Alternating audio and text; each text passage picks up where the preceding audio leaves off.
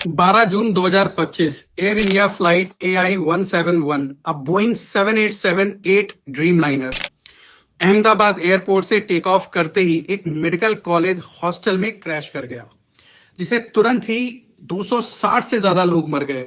ये हादसा था या साजिश? चलिए समझते हैं।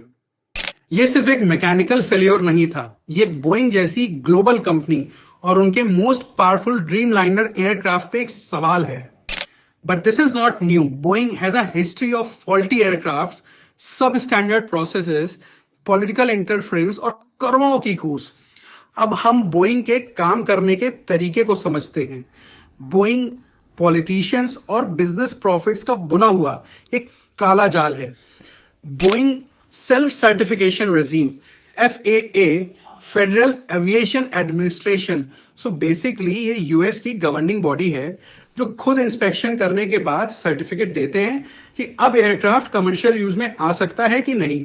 लेकिन ट्विस्ट यहां आता है कि बोइंग को कैसे FAA ने खुद से सर्टिफाई और रेगुलेट करने के लिए अथॉरिटी दे दी, और वो भी तब जब इनके बहुत से एयरक्राफ्ट ऑलरेडी क्रैश हो चुके हैं। तो इसके पीछे आता है बहुत सारा पैसा। हर साल बोइंग 15 मिलियन से ज्यादा यूएस के पॉलिटिशियन और AA के ऑफिशियल्स को घूस देता है। इनफैक्ट वो सीनियर ऑफिसर्स को हायर करके अपने फॉल्टी प्लेन्स को कमर्शियल यूज में लाते हैं।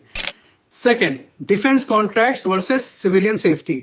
अब इतना स्ट्रॉन्ग पॉलिटिकल नेटवर्क और पैसा होने की वजह से बोइंग की भूख बढ़ती चली जाती है।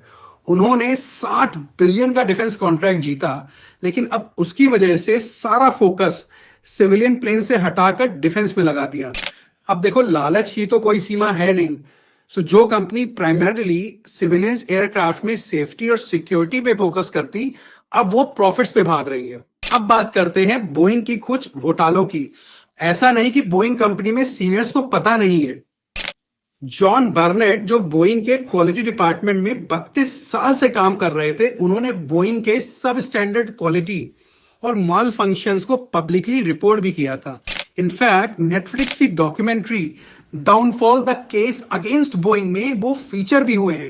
लेकिन जहां इतना सारा पैसा, पावर, कनेक्शन हो तो क्या ही हो सकता है। 9 मार्च 2024 को जॉन अपने ही घर में मरे पाए गए। रीजन वॉज सुसाइड, खुद को गोली मार ली, और वो भी तब जब घर में कोई नहीं था। अब ये सुसाइड था या मर्डर, इसका जवाब मैं आप पे छोड़ता हूं। इंडिया में भी बोइंग और कॉर्पोरेट्स के बीच की साठ गांठ कुछ कम नहीं है।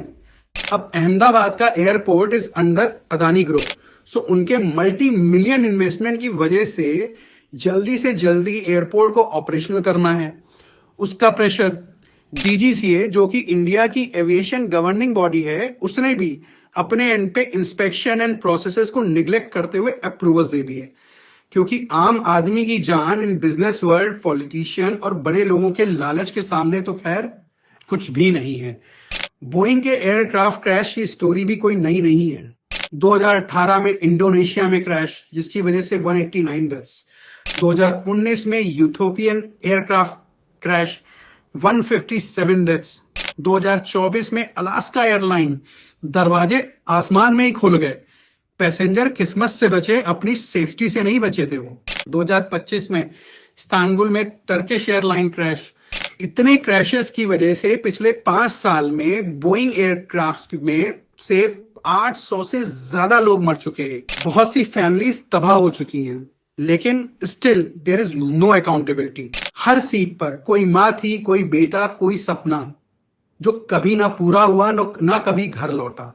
अगर हम अभी नहीं बोले तो अगला नाम किसी अपने का भी हो सकता है। आवाज उठाओ, शेयर करो उन लोगों के लिए